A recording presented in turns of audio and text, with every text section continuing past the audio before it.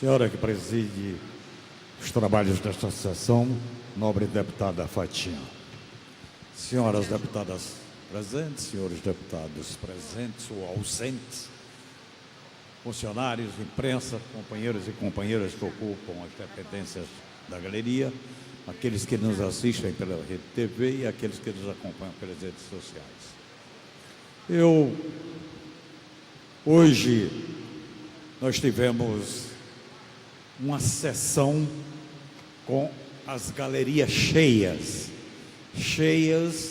de profissionais da área de saúde e ocupada também pelos bombeiros para defender projetos do seu interesse e que iria ser discutido e colocado em votação.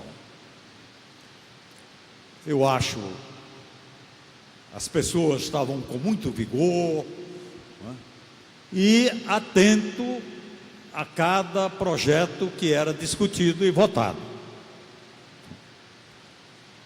Em relação aos bombeiros, o projeto, que não era nem projeto, era veto ao projeto, veto do governador. Quer dizer, projetos aprovados nesta casa e o governador vetando. E às vezes com a justificativa que não convencia ninguém e totalmente estapafúrdia. Esta que é a verdade. No caso dos bombeiros, o que queria era se corrigir uma distorção existente na corporação em relação às promoções. Quer dizer, isto em relação ao pessoal de saúde, né? Quer dizer, o militar da saúde, o bombeiro da saúde, e tem aquele que é considerado o bombeiro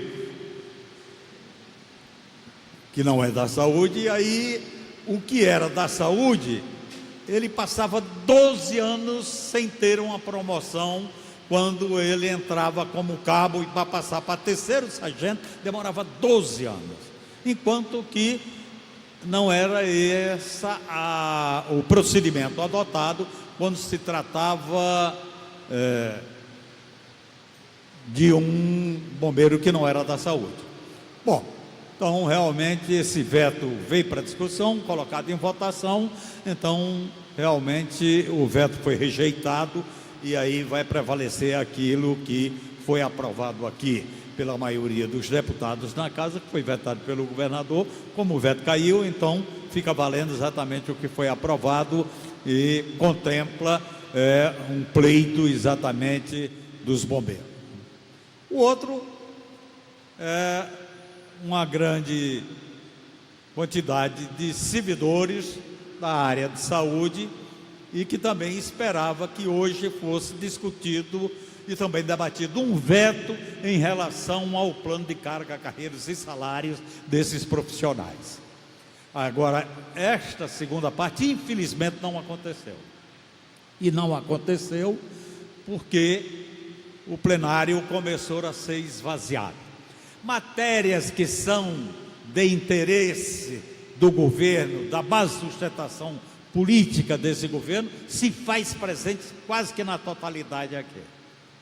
Quando não é de interesse do governo, então começa um processo de esvaziamento, o que significa de fato um certo descompromisso com o exercício da função de legislador para o qual ele foi eleito.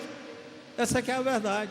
É lamentável, é profundamente lamentável que, por exemplo, quando termina esse período de votações, que a gente entra naquilo que chama-se expediente final. E o que é o expediente final? É exatamente um tempo dedicado para intervenções de deputados que se inscrevem exatamente para falar sobre um determinado tema. Os temas que são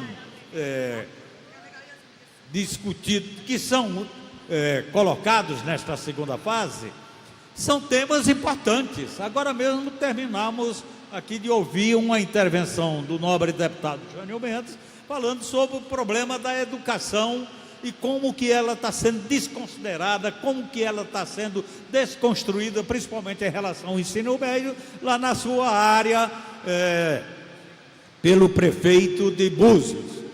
Então, ou seja, um tema importante trazido para cá, que deveria merecer a atenção de todos os deputados e deputadas desta casa, e infelizmente isto não acontece. Então praticamente o plenário fica vazio e você faz uma intervenção, mas para deixar gravado a sua posição, gravado o seu empenho e gravado o seu compromisso, acima de tudo, com o tema que você está abordando da tribuna, embora o plenário não esteja como deveria estar, com a presença, pelo menos, da maioria dos parlamentares. Isso aí é lamentável, porque, que eu entenda, deputado e deputada foram eleitos para trabalhar aqui, e trabalhar, no mínimo, não é só participando das sessões, não é só participando das discussões e das votações, não. Tem as audiências públicas, que são atividades importantes desta casa, promovida pelas comissões permanentes. Essas comissões permanentes, ao promover uma audiência pública, quer dizer, estabelece exatamente a interlocução.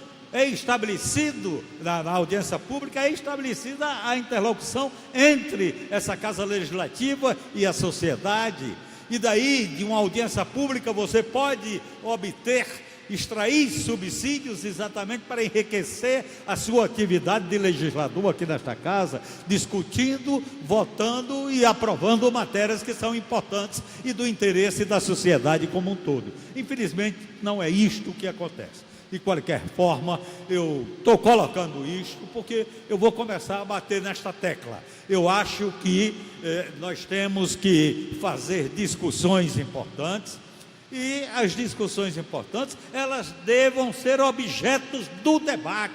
O parlamento é para isso, para parlamentar. Não é eu chegar aqui, fazer toda uma exposição daquilo que eu defendo, de um projeto que eu acho que é importante ser aprovado, não ter o contraditório em relação à minha exposição, à minha defesa, e quando chega na hora da votação, o meu projeto não é aprovado. Quer dizer, então há uma parte, significa existir uma parte do plenário ou de deputados e deputadas desta casa que não estão muito bem interessados na discussão, no debate, e a sua votação, ou seja, a sua posição em relação àquilo que está sendo colocado para discussão e votação, abstém-se da discussão, mas na votação, por conta de um líder ou do líder sinalizar que deva votar de tal maneira, é assim que se vota e é assim que se desaprova determinadas matérias que são do mais alto interesse da população, da cidade, dos usuários do estado do Rio de Janeiro. Nós mesmos hoje tínhamos um projeto importantíssimo, um veto a esse projeto, que era de interesse da população, dos servidores públicos, principalmente a derrubada deles, a rejeição desse veto, né? Era um veto a um projeto nosso aprovado aqui nesta casa, pela maioria, e que dizia o seguinte: tem que existir uma prevalência no pagamento do servidor público.